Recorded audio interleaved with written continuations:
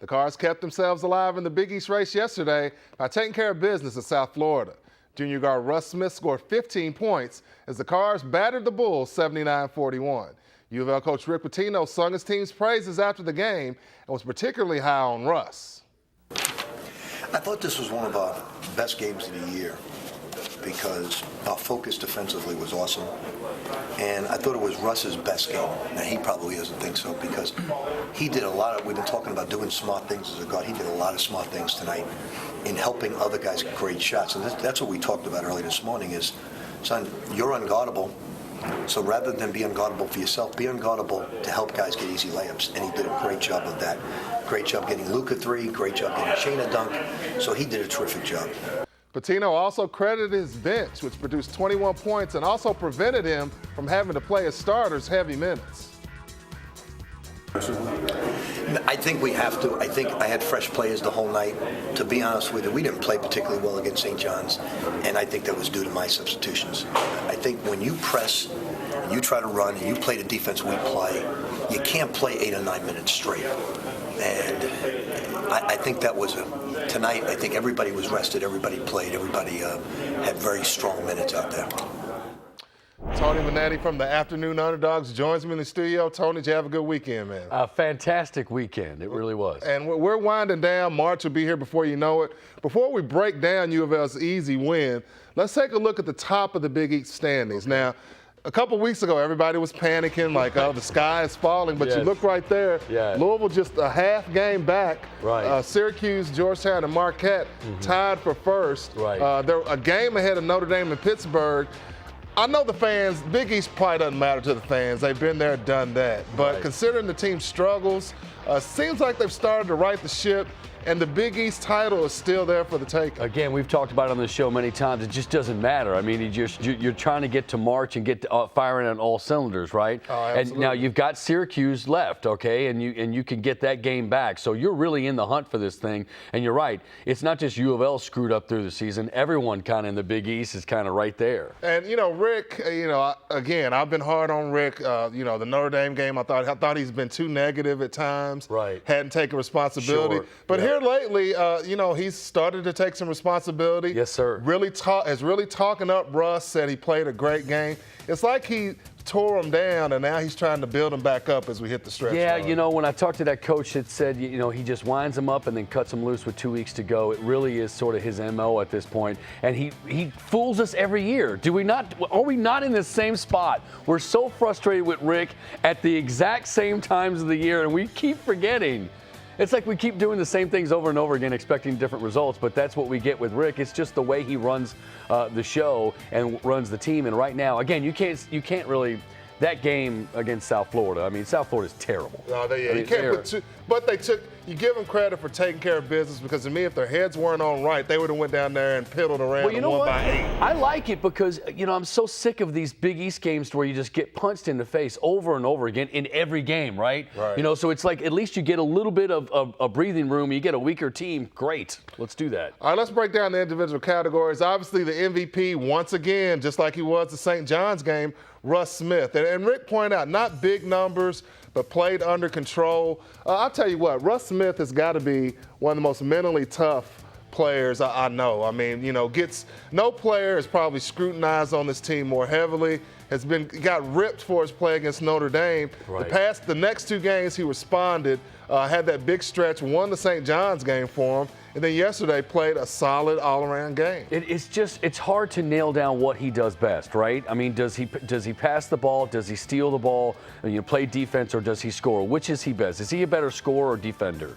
I think he's a better scorer, but he's not really a great shooter. I mean, he doesn't do a lot great. He's a better defender, isn't he? He's great on the defensive end. Right, he's a good offensive player, but he doesn't do it. He's not a great shooter. If you break down his numbers, it's not efficient. No, he's not an efficient offensive player, but he gets it done. But he gets in your hip pocket if he wants to get. If he gets out on you in that backcourt, it's over, man. Oh, yeah, if you leave any loose change out there on the floor, he's gonna pick it up, baby. He's got an all-around game. If he can get more efficient and pass the ball just a tad, that's all Rick wants. Pass the ball a tiny bit more. That's it. Best Supporting Actor, and I think this was a welcome sight for Louisville fans. Wayne Blackshear came off the bench, Yeah. looked comfortable, looked confident. I know he went down with that shoulder. A lot of people got concerned. If he can get it going down the stretch, man, he could really be an X factor. What made me feel good was, remember when he went to the rim and South Florida put that humongous kid in, whoever that guy is, at 7'3" guy, and yeah. 290 pounds or whatever he is. And remember, he hit Wayne pretty hard going to the rim, and that was what I wanted to see with Wayne Blackshear, is that he wasn't just gonna, because remember he had that shoulder thing at the St. John's game, and I was like, oh my Lord, is he not going to go to the rim for the rest of the year? Is he going to shoot jumpers? No, he looked great yesterday. He bounced back from that huge, yes, Wayne Blackshear was awesome.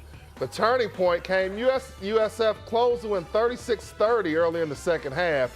The Cards responded with a 19-3 run to take a 55-33 lead with 6:12 left and put the game away. Again, to me, if their heads aren't on straight, that game goes down to the wire because they're on the road.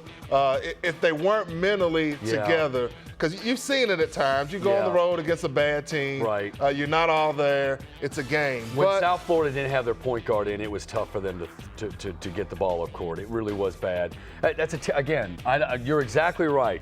A Louisville team about 3 weeks ago lets this team back in the door, but they didn't do that. But again, this is a terrible South Florida. You're not putting much stock in it. I'm not. I really am. I want to. It's a great performance by UofL, but it really kind of looked like they were playing against a team that wasn't trying very hard. Really? Even though it was a low-scoring game, there were some highlights. Shane Behannon, I thought, had a couple of nice plays. Had a nice dunk off of Peyton Siever's steal early in the game. The play of the game was what? The behind the back. The behind the back. You've played it a couple of times already. That was crazy. And that's the kind of stuff, when you're rolling good, everything like that is bouncing your way. I thought, But moving the ball in half court, though, you said when the game started in the first half, Chip, you kind of was like, okay, well, where's this coming from? Right. The ball movement was the best aspect of this game if they figured that out. And Kevin Ware, I thought, came in and hit a couple shots. Again, if that bench gets going, if Blackshear, if they can get their roles defined headed down the stretch, to me, I think that'll be as big a key as anything. Getting minutes for Stephen Van Treese.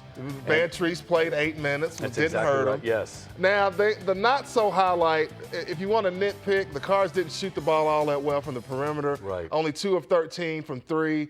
We thought that was an Achilles heel early in the year. But then they started to show they could shoot it. But are you feeling better about the outside shooting? They don't need to shoot 3 to win games. If they make 3 to 4 a game, they win the ball game. That's all. They don't need to make any more than that. They're that good defensively. I think so. It was a good weekend all around for the UofL basketball program. In addition to the blowout win at USF, Pitino and the staff landed a big recruit for the 2014 class as Seattle guard Shaquan Aaron committed to the Cards on Saturday. The 6'7" Aaron is a 4-star recruit by Rivals and Scout.com. He's viewed as a point forward type who can play all 3 perimeter positions. He had offers from UCLA, Syracuse, UNLV, Arizona, and Washington. Aaron attended the same high school as former UofL star Terrence Williams, and Louisville point guard Peyton Siever is also a Seattle native. Bria Smith scored a career-high 21 points on Saturday to lead the number 10 UofL women to an 81-55 rout of DePaul. Smith was 13 of 15 from the free throw line and also had 7 rebounds, 2 assists, a block, and a steal. Smith took over the point guard responsibilities from Shoni Schimmel in early January, with Schimmel moving to the 2. Sophomore forward Sarah Hammond added 17 points and 13 rebounds for the Cards, who improved to 21-5 overall and 9-3 in Big East play. Coach Jeff Walls' club avenged an 86-80 loss to the Blue Demons earlier this season. Senior Monique Reed returned to action after missing 3 weeks with a bone bruise on her left knee. Reed finished with 8 points and 8 rebounds in 15 minutes. The Cards returned to action on Wednesday, hosting South Florida at 7 p.m. at the Yum Center.